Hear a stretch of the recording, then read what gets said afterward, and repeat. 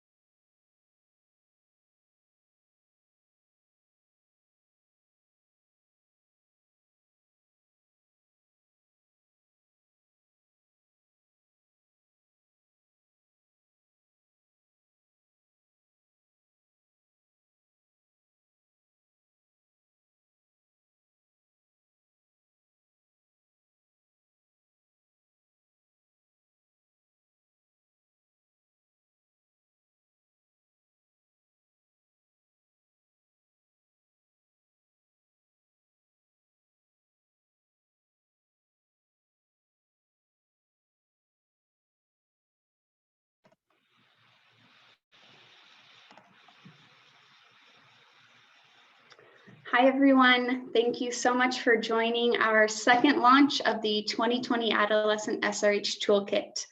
We are so excited to have so many of you with us for the Asia launch. Before we get things started, just some important information to share. We will be recording this session in the main room as well as all of the breakout rooms, and that will be shared after we conclude the launches. As well, because of the number of people in the room, we are so excited to see almost 120 people in the room.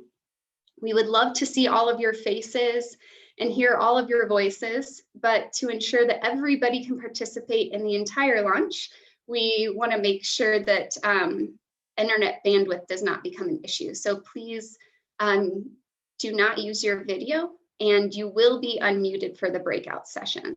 So don't worry about that. So now I can officially welcome you to our January 27th launch. For everyone here, we will be kicking things off with our welcoming remarks from Basharo and Nina. Basharo is from Somalia and volunteers with the Umbrella of Hope Foundation, and she is also currently pursuing her master's in public policy. Nina Bina Davy is from Tanzania, and she works with the International Youth Alliance of Family Planning and is also the FP 2020 Youth Focal Point for Tanzania. Basharo and Nina, please take us away. Great. Ilo is a 14-year-old girl from Bidibidi settlement in the northwest region of Uganda. Ilo and her family are displaced in the year 2017 due to the armed conflict in her hometown in South Sudan. She's been living with her twin brother and a single mother before they got displaced. Ilo's mother was a farmer and could only provide basic needs for her children. Ilo or anyone in her family never knew anything about sexual reproductive health and rights, and while living in the camp, Ilo got her first menstruation cycle. She was playing with her friends within the camp during a school day. Ilo and her friends did not afford to attend primary school near the camp due to financial challenges. Ilo was scared, frustrated, and did not share her experience with her mother. She thought she had committed a sin or cut herself without knowing. No one was there to guide her or provide her with information. No one discussed anything about the menstrual cycle at Bidibidi settlement, and mostly it was a taboo to talk about women issue or private parts.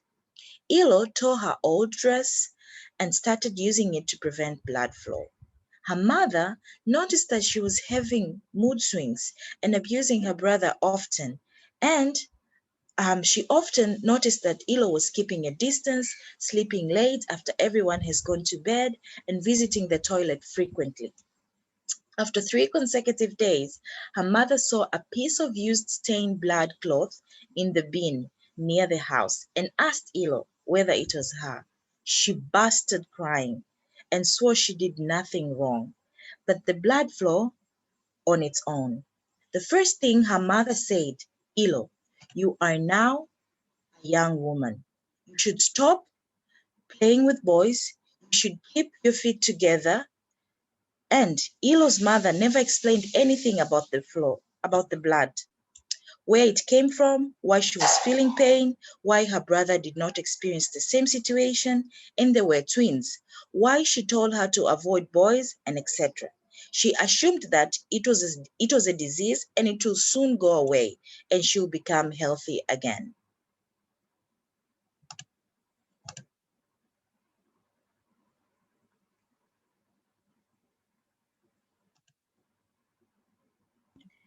Two years later, Elo is pregnant and confused about how it happened. Everyone in the camp talked about her situation and pointed fingers at her when she went to collect water and firewood in the nearby bushes.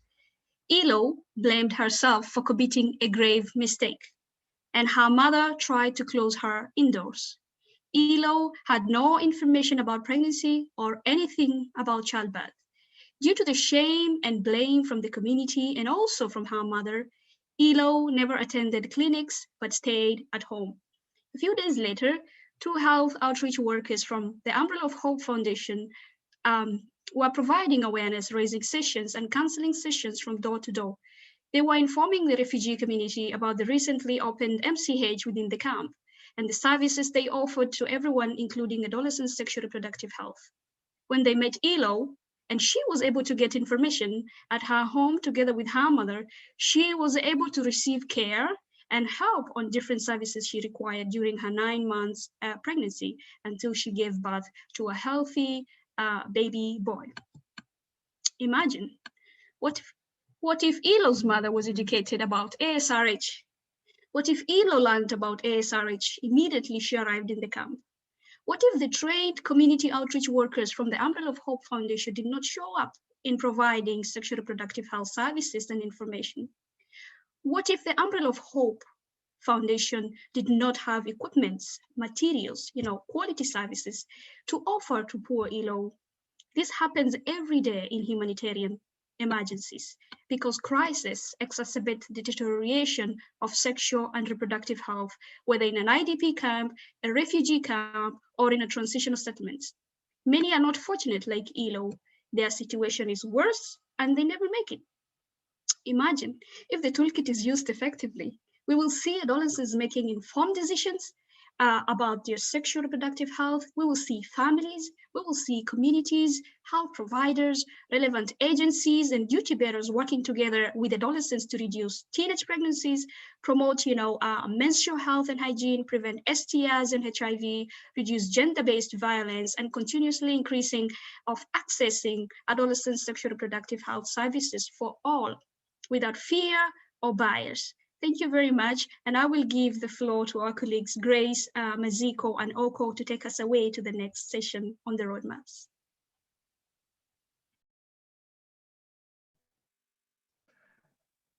Hello.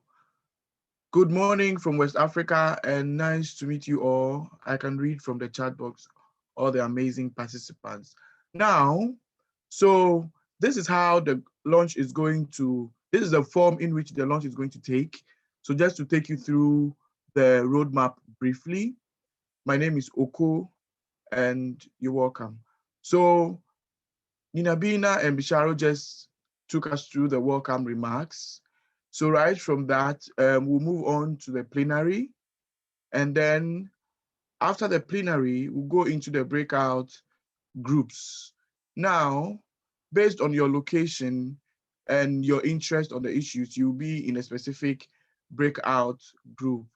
All of you will be taking through that. And then should you not select a breakout room, you will randomly be put into one breakout group. So we'll go through different chapters in each breakout group. And then after that, we'll come back to all the groups. And then we share a summary from each of the group. Now, right after that, then we'll go through the closing and then we round it up. Next slide.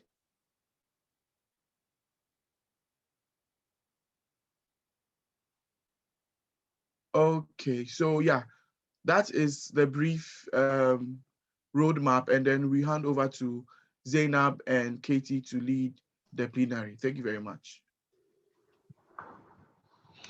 Hello, everyone. I'm Zainab Sherif from Lebanon. I'm a public health researcher, and I worked on a couple of projects related to adolescent SRH. Katie, would you like to introduce yourself? Yes, thank you. I forgot to introduce myself at the beginning. Thanks, Zainab. Okay. My name is Katie Meyer. I am the roving ASRH specialist with the Interagency Working Group on Reproductive Health and Crisis, also known as IWAG. So for this plenary session, Katie and I will be giving you a brief introduction to the ASRH toolkit using the companion guide, and it will be a bit interactive. So I will be asking questions to Katie and to all of you. So be prepared to answer questions using the Zoom poll feature, which will appear on your screen after I ask the question. So Katie, many people joining our launch may not understand what the toolkit is. They might be wondering how it was revised or how to use it. Can we help them with those questions? I think so. I think we can get a lot of these questions answered using the companion guide, which is on the screen right now. And the companion guide is available on the toolkit's website on IWAG's webpage, which we will paste into the chat box. So the first question, what is the ASRH toolkit? The ASRH toolkit provides additional guidance, practical tools, and additional adaptations for just adolescents and youth. And this complements the Interagency Field Manual. If you're unfamiliar with the Interagency Field Manual, this is the go-to resource for SRH and SRH and settings. So while that provides guidance for all populations, the ASRH toolkit focuses specifically on adolescents and youth. And this was originally developed in 2009 by UNFPA and Save the Children. So in 2018, the Interagency Field Manual was updated, and the IWAG ASRH sub-working group decided that it was also time to update the ASRH toolkit. So like I said, we began that process in 2018. This started with the desk review, and then in 2019, we did several consultations with all different ASRH stakeholders. And then we completed the draft ASRH toolkit at the end of 2019. We shared that during 2020 and had several rounds of feedback and input before releasing it in November 2020. Katie, you mentioned that ASRH stakeholders were involved in the revision process. Who are you talking about? Yeah, it was a lot of people. Many of the people are actually in the room right now, but let's take a look at who's in our room.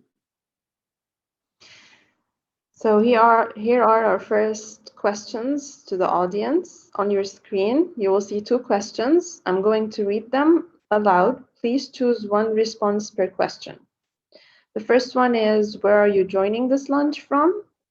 Africa, Asia and Oceania, Latin America, the Caribbean and South America, Europe, Middle East and North Africa, North America, or South America. And the second one is, what age group do you belong to? 10 to 19 years old, 20 to 34 years old, above 34 years old, or you prefer not to answer?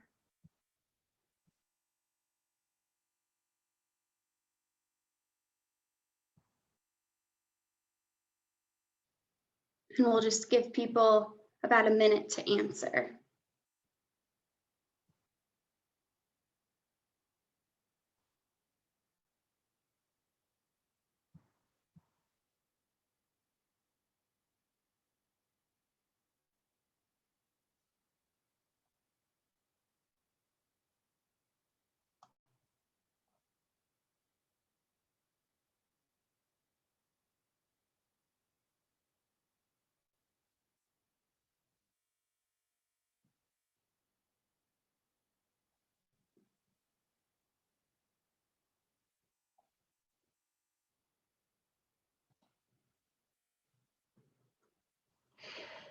So knowing that this launch is dedicated for the Asia and Oceania time zone, you are the vast majority among us now, but it's so cool to see that almost or more than 50% of the participants are younger than 34 years.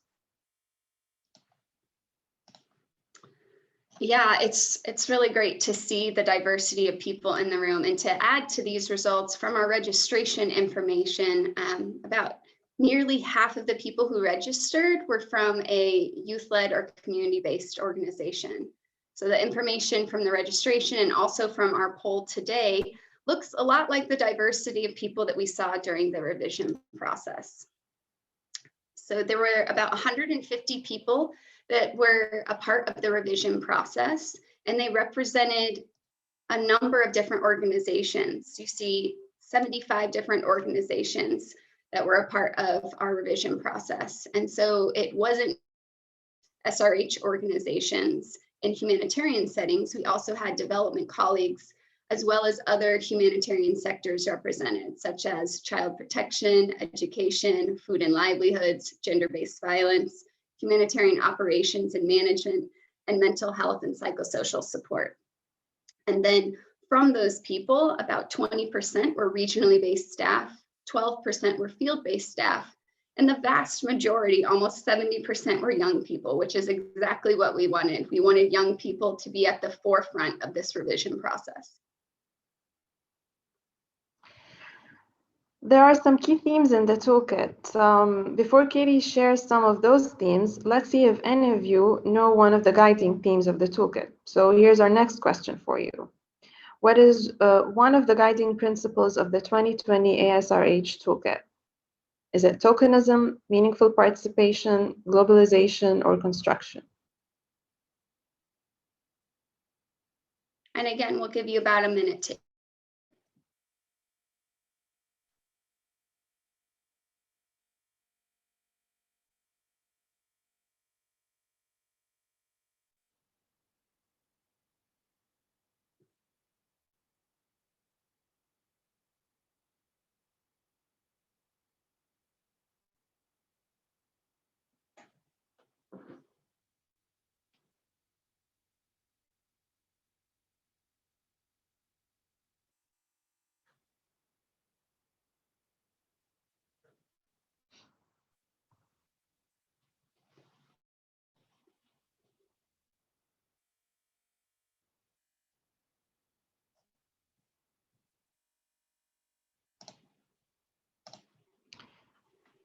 So the vast majority answered meaningful participation, and then like 12% answered globalization, and just very few answered tokenism or construction.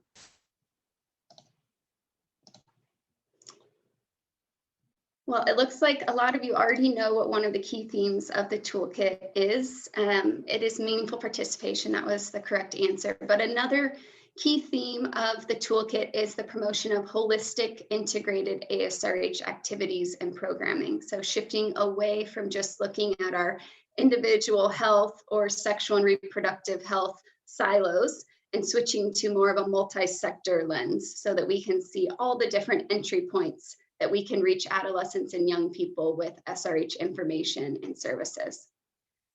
What is about the 2020 version is that we added a chapter on data for action, and then we also added a chapter on manager guidance and tools, and in addition to a number of other changes, but those are the main changes.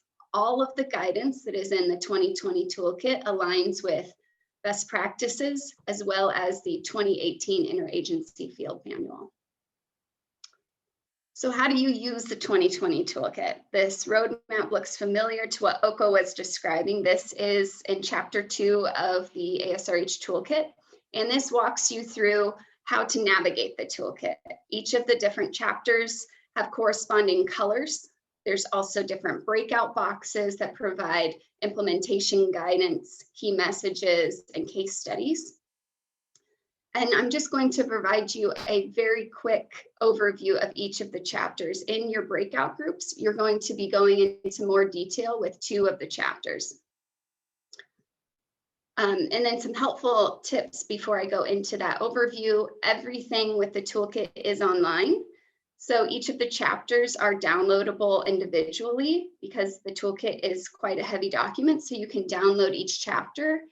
You can also find all of the individual tools there, and every one of our annex tools is available in Word and Excel so that you can adapt, edit, and start using the tools immediately. And if you want to use the full document, we do have hyperlinks provided so that you can quickly go from one chapter or one table or one tool to another easily.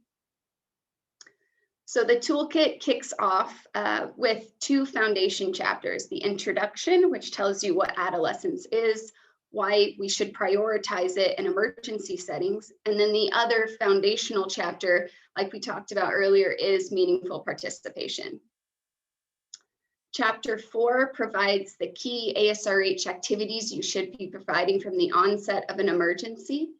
Chapter 5 speaks to that other key principle of the toolkit, which is holistic programming or going beyond health services. The majority of the guidance and tools in the toolkit are in Chapter 6. As you can see, there are a number of different areas in Chapter 6. There's adolescent-friendly services, training and capacity building, facility-based services, community-based services and outreach platforms, and multi-sector linkages and referral pathways. It's for this reason that we divided up Chapter 6 into 2 different breakout groups. Chapter 7 is one of those new chapters for data for action, as well as Chapter 8, which is manager guidance, notes, and tools. We have a very short conclusion in Chapter 9 before you get to all of those annex tools, all 29 of them. And then we have a very large resource table at the end that has a short description and a link to each of the resources that are cited in each of the chapters.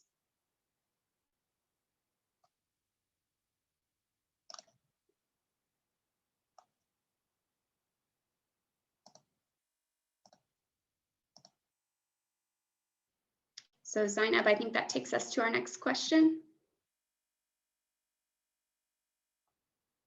Oh, I'm sorry, I was on mute. This was a lot of information, Katie. You talked about a lot of different chapters. So let's see if the audience remembers which chapter has the majority of the toolkit's guidance and resources.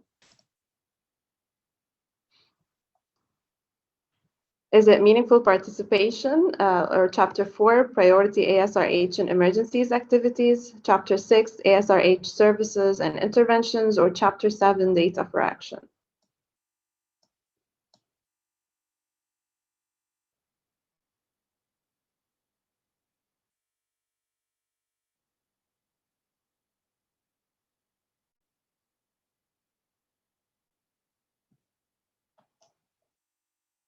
And we'll just give you a few more seconds to answer this question.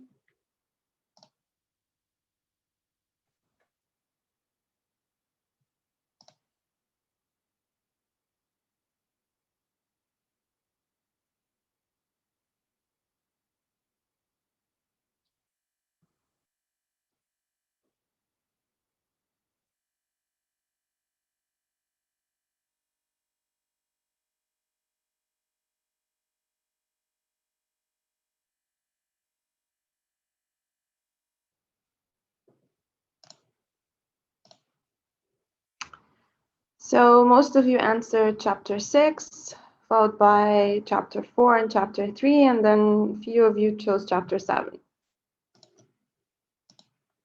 Well, many of you got the correct answer. It was Chapter 6, which is great.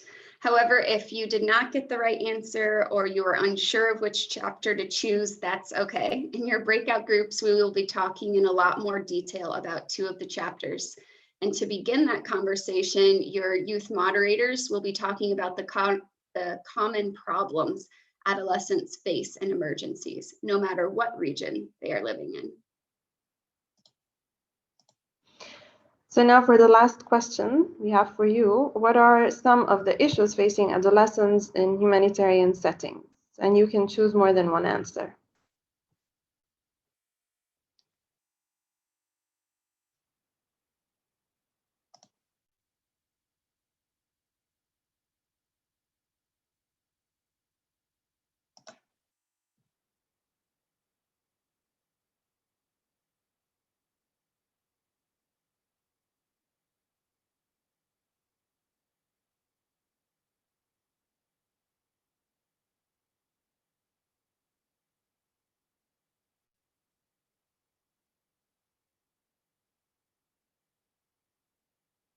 I'll just give you a few more seconds to answer.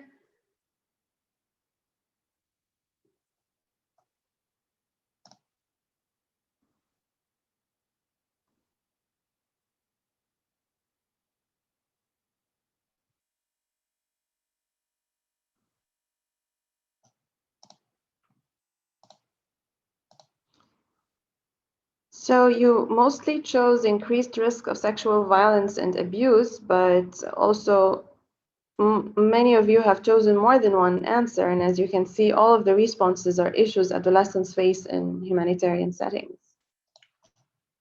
That's right, Zainab. Those were just a few of the issues, and we're going to be talking about a lot more of those issues in your breakout groups. So I'm going to pull up the breakout groups just to remind everyone of what Oko was talking about earlier. There will be 8 different breakout groups. We have 4 different regions, and we have 2 breakout groups for each region. Each region will have 2 different chapters. So for the Pacific region, we have chapter 4 and 5. For Iran, Pakistan, India, Bangladesh, and Afghanistan, we have chapters 1 and 6. For Southeast Asia, they'll be covering chapters 6 and 8. And then lastly, for Bhutan, China, DPRK, Maldives, Mongolia, Nepal, and Sri Lanka, we have chapters 3 and 7. You'll have 40 minutes in your breakout groups, which will be led by the youth moderators. And I am taking everybody off mute right now. So feel free to participate fully in the discussion, and we will come back in 40 minutes to hear what you all talked about. And just as a reminder, you will see the breakout groups on your screen. Please choose a breakout group. If you don't choose a breakout group, we will assign one to you. Thank you. Thanks, Katie. I'm going to open the rooms now.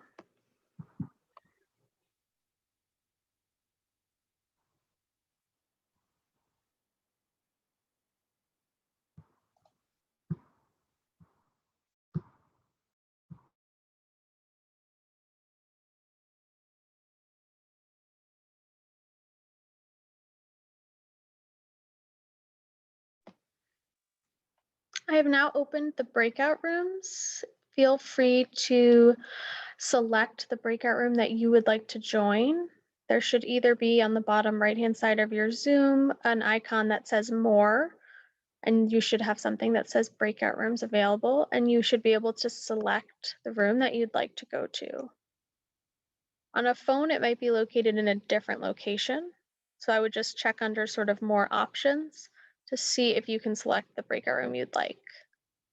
I'll give everyone a minute or two to do so, and then otherwise I will assign rooms randomly. Thank you.